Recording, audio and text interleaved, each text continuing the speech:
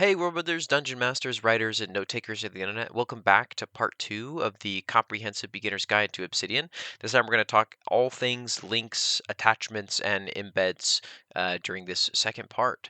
Like I've said before, I try to be overly comprehensive here, and I will timestamp everything, so feel free to skip around. I don't expect anyone to watch the whole thing here, and if you feel like I miss anything, let me know. If you're new to Obsidian and you haven't seen the previous video, part one, I do recommend checking that out where we cover all of the sort of baseline formatting of what you can do inside of a document in Obsidian and cover a tiny bit of what Obsidian is all about. I won't be covering those things here, of course. If you're not new to Obsidian and you just wanted to find the part about this stuff, then that's perfect. Then keep on watching and skip around and do whatever you would like. So we're going to move away from Jerry here, who we developed in the last video, and we're going to mess around with maybe what some world building might look like by using some linking techniques. First, let's just make a new folder and let's call it my world building folder. If you really wanted to, you could make a second vault for your world building. That's kind of how I use it, but you could also structure everything within folders if you'd like to, or not use any folders at all and just use tags or just kind of try and keep track, which is, maybe a little dangerous. But inside of world builder, let's make another folder and we'll call it towns. And then inside of that, create a new document called Rivers End. And then I also want to create a folder called characters. And inside of there, I want to create a new note, call this person Travis Longfoot. So while I'm writing about Travis in Rivers End, well, I think I want Travis to be the overseer of Rivers End, actually. That's why I created this character.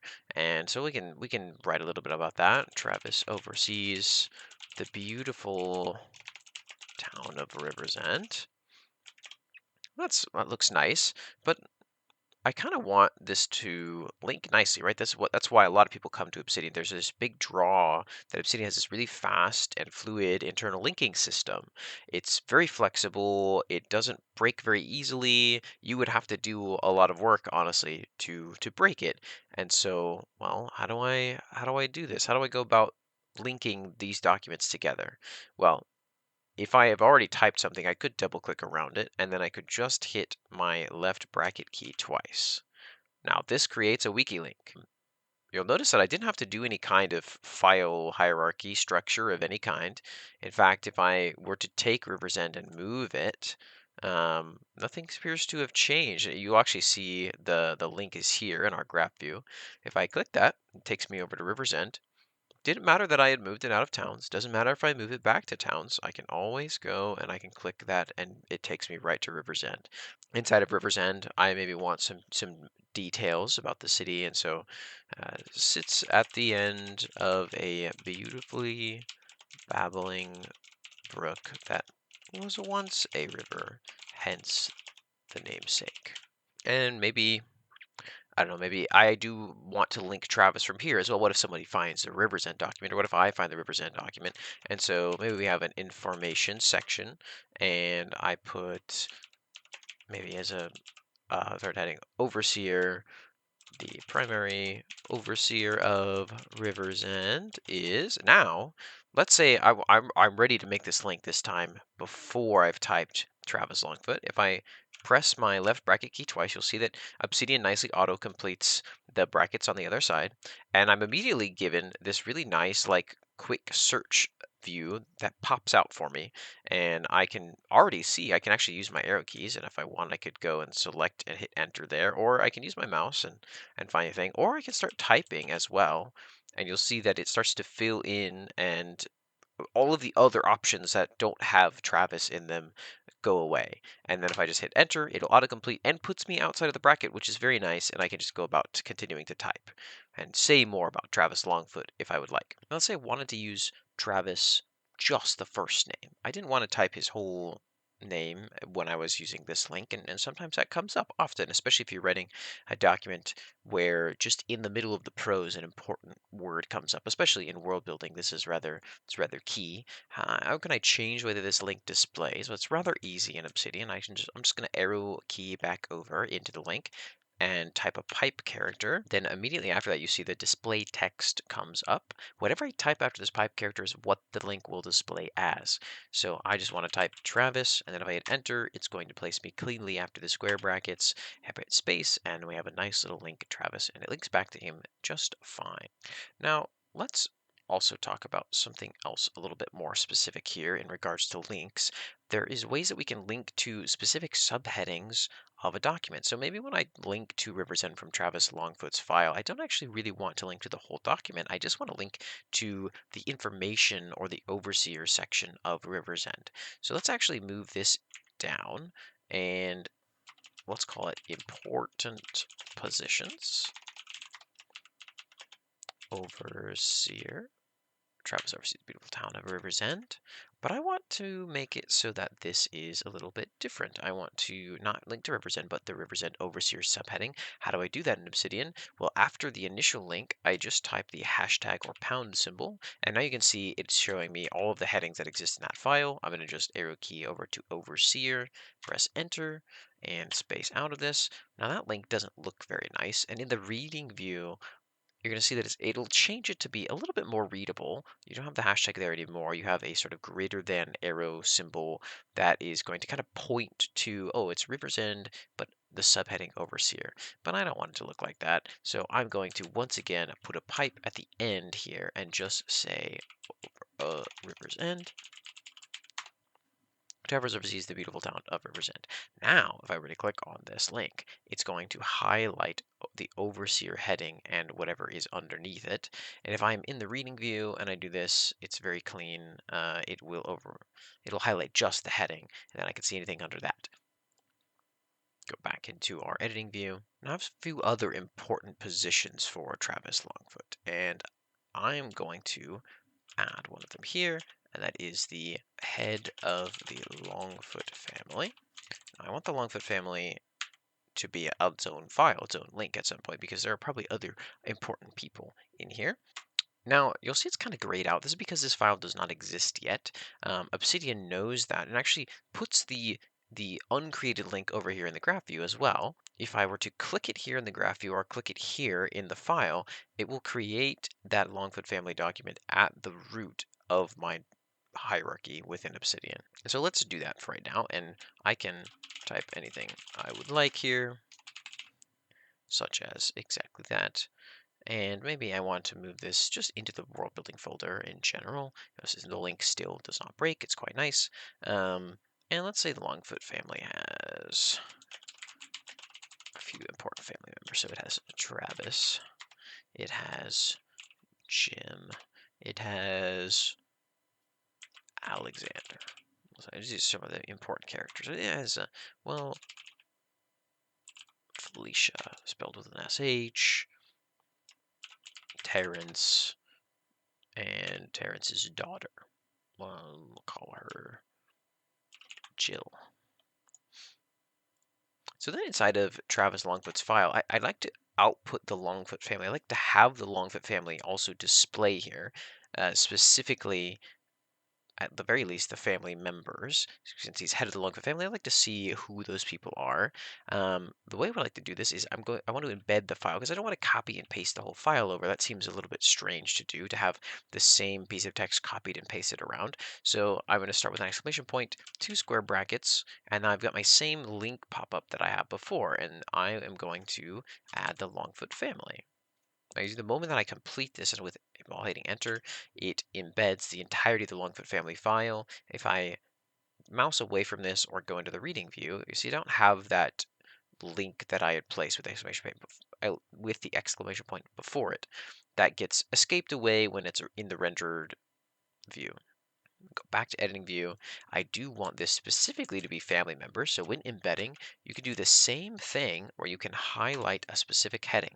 And now I don't really need to rename this because in the rendered view, it's just going to embed the family members. If I would like, I can click this link and it will behave the exact same way.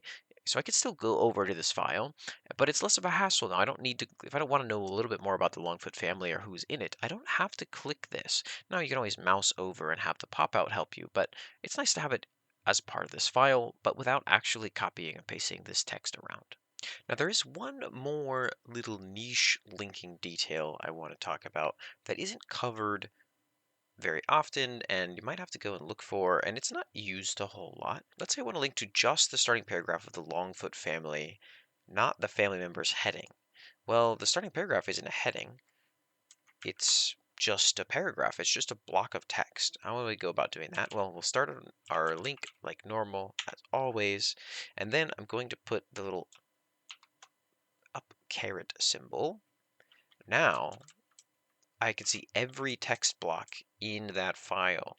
And if I say, okay, type anything, I would like that's the front, that's the first thing there. Now that's going to link to that. It's going to look really, really ugly. So let's rename it to Longfoot family description or something like that.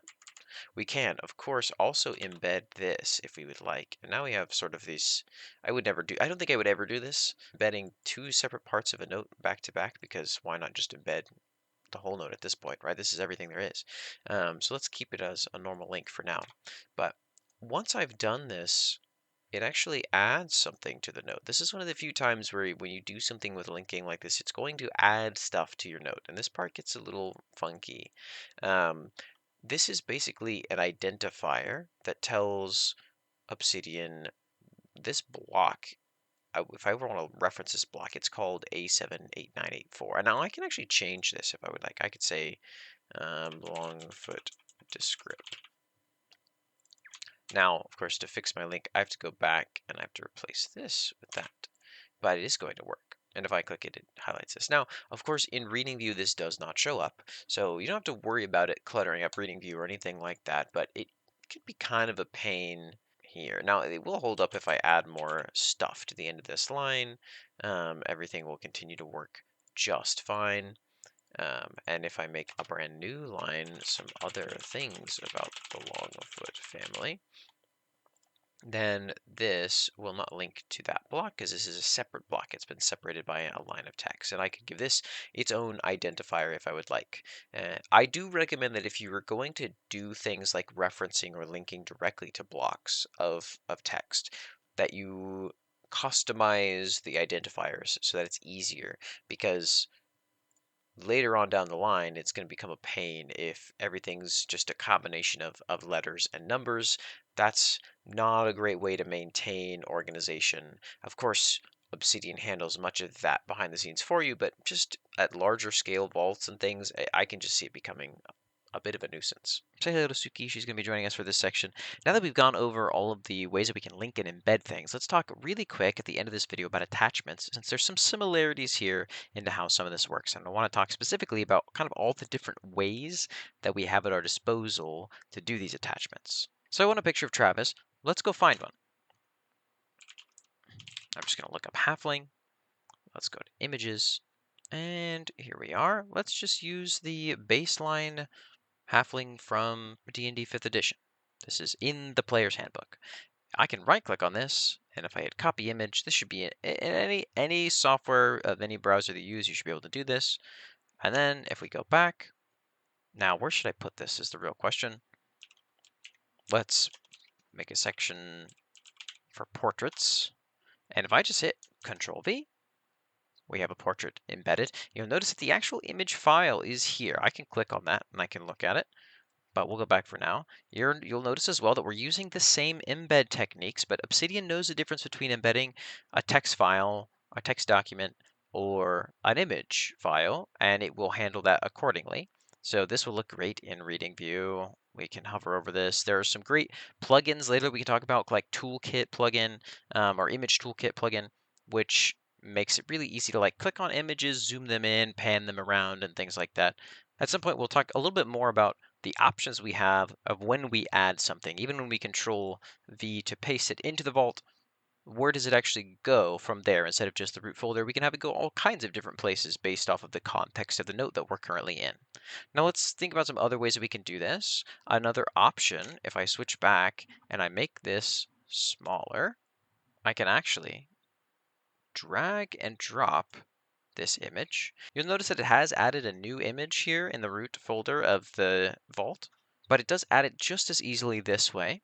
The only other thing that we could do that's also quite easy would be to take this image and download it to our desktop, and then we could do the exact same thing that we did before. We could drag and drop it into this view, and it would then place the image inside of the vault as well. It's super easy, super handy. Like really any way you can think of, you can probably put the image into Obsidian quite easily. You can also go and upload your image to something like Imgur, grab the Imgur share link, and embed that as well, because you can embed web links as well if you would like to do so, depending on the context of those web links. If it's just an image reference, it will share it here. That's really all we've got for the second part of the Comprehensive Beginner's Guide to Obsidian. Look forward to the third part where we're going to go over all of the interface. Truly is a part you could skip entirely if you really wanted to, but I think you'll find it interesting because there are a lot of little tools and buttons hidden around the interface that do really interesting things and sometimes useful things that maybe you hadn't even really thought you might want. And so we will go over that in the next video. For now, thank you for watching. I hope you've learned something. Let me know if you have any questions or if I missed something in my coverage of these things in the comments. And don't forget to like or subscribe if you're interested in that kind of thing, if you want to see more of this. Thanks so much. Have a wonderful day.